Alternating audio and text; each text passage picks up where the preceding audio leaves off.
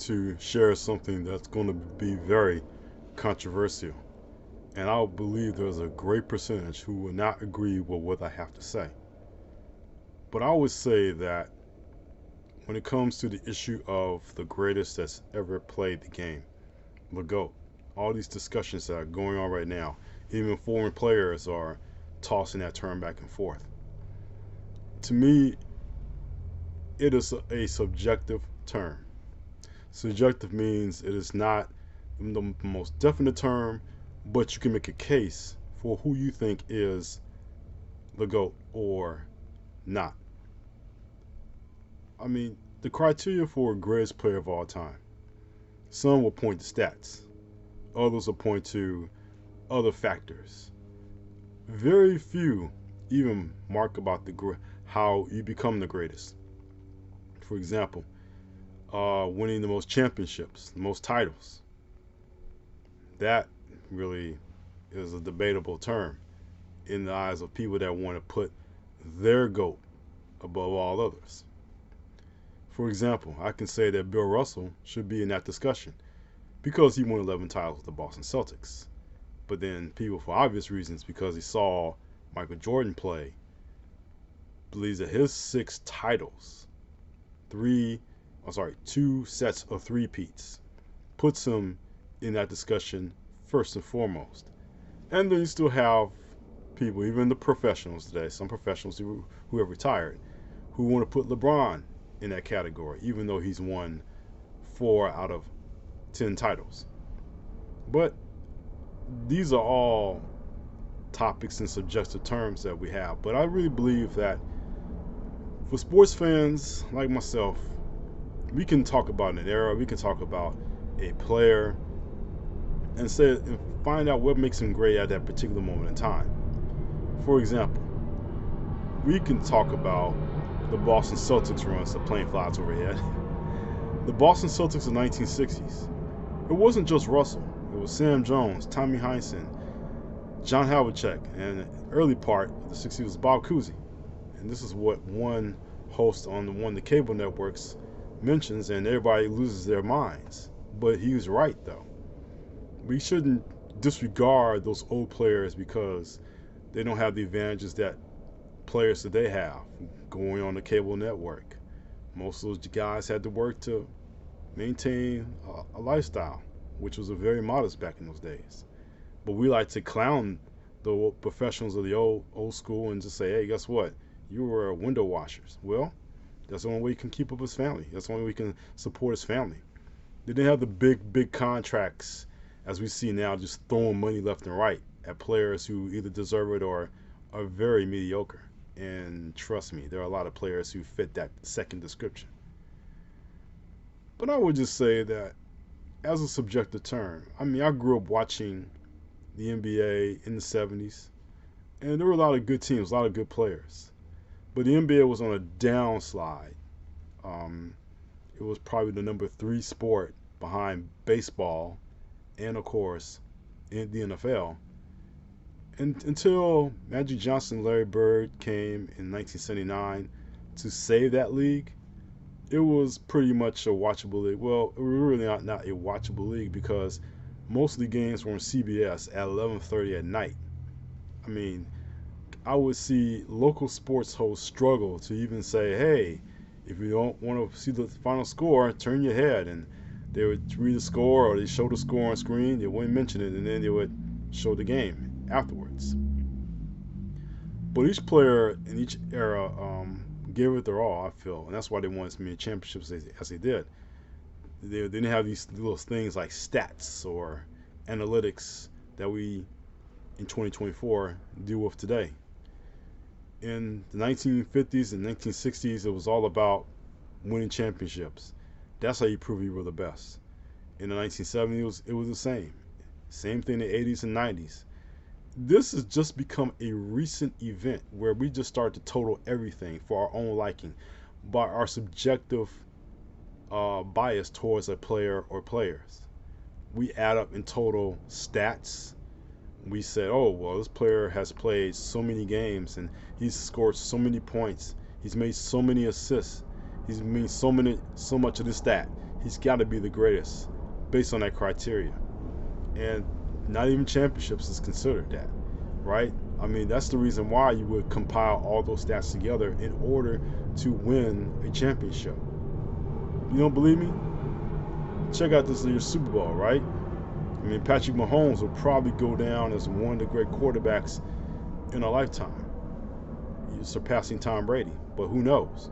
Who knows? Tom Brady, when he was playing, was an outstanding Hall of Fame quarterback. He will be in the Hall of Fame one day, trust me. But he was an outstanding quarterback. He didn't care about the stats so much as about winning, and he won 7 titles. You know who also won 7 titles, but doesn't get mentioned as much as being a champion because of his status? It's Robert Horry. Robert Horry won 7 titles with the Houston Rockets, LA Lakers, and San Antonio Spurs. Playing for 3 teams. But he's not considered the greatest role player of all time because we don't judge our criteria on that. Our cable networks are not biased towards that way, but Robert Horry should be mentioned as one of the greatest role players of all time because he won 7 titles, right?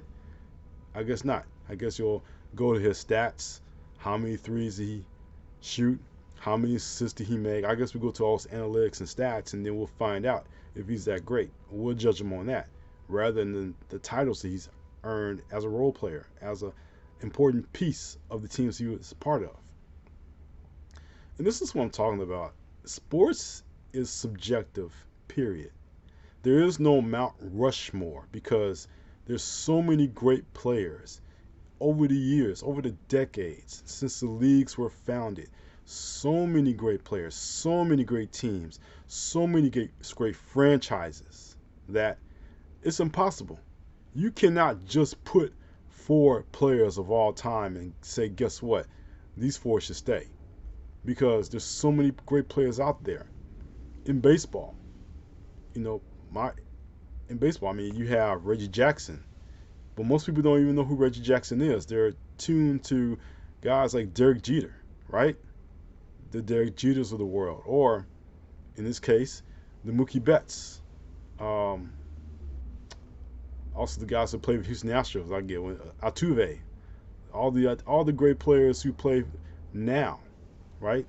There's so many great players in all sports that we just can't limit to just 4 or a Mount Rushmore or a totem pole. We just have to consider these are players who were great in their time, their day, and they play for teams who are also great in their day, in their time.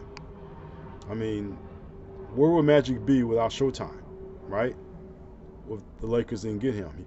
What if he had gone to Kansas City as originally that draft scenario would have went down? If he went to Kansas City, I doubt he would have been as great a player as he would have been because the Kansas City Kings at that time weren't built for a team like Magic or had an ownership like the Lakers with Jerry Buss. Or the Boston Celtics. Let's say if Bird went to the Clippers, because at the time, I don't know what the draft order was, but let's say Bird went to the Clippers. San Diego Clippers. Don't get it twisted that way. But let's say some draft didn't go that way, and he didn't go to the Celtics. Basketball would have changed. Or I don't think Bird would have had the team that he had with Boston. So it's all depending on where the players were at the time, the situation, and also the ownership and the teams that they played for. But we don't take all that into account. We take into account that this player must be great because he ascends his game to a higher level. Yes, because he's supposed to. He's a player that way. And the player's supposed to have competition. The thing about Jordan in the 90s is that most of the competition was in the 80s. And really, all the good competition was in the 80s. And by the time he went to in the 90s, when he won the first title against an aging Showtime team, most of those teams had already had their best players play or were older. So all I can just say is that, again, I've been pointing this out, that sports is pretty subjective. And we have to understand each player, whoever we're rooting for now, has their time, has their place. Are they the greatest? That's a choice you make, and that's a choice I make. But nothing is set in stone. It all depends on how we feel the player is. There's no overall consensus, and there'll never be an overall consensus. Trust me, you go into any barbershop, you go into any bar, they're going to have a debate, very passionate debate, and they're going to be cussing and screaming because that's what provokes these kind of discussions. I cannot tell you, the watcher, that you're wrong if you choose a current player and decide he's the best. Therefore, you can't judge me if I said that player from the past is a great player because look at the competition he's played. Each era has its own rules, sets, regulations, and there are things you can do now that you couldn't do back then. You could foul very hard back then, but you can't touch a player now. In basketball, in football, there's certain things you can do and you cannot do. In baseball, there's a pitch count now. You have to pitch within a certain amount of time. Whereas before, the greatest pitchers just took the time on the mound and guess what? Struck out a player. So, I would just say as I close, I think I made my case that sports, when it comes to the greatest of all time, is a subjective discussion.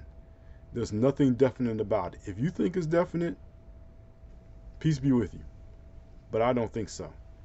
It doesn't matter if you work for a cable network or you're just a person in the barbershop or in the bar. Sports is subjective. And guess what? These debates will go on and on and on until the end of time. So get used to it. That's all I have to say. Well, I just want to thank you for my little rant. I hope that you will support by subscribing, push the subscribe button. And also, if you want to see more content like this on this channel, please feel free to come back again. But I just want to thank each and every one of you watching this, and I hope that you're having a good day, good evening, good week, and whenever you're watching this, always in closing, take care.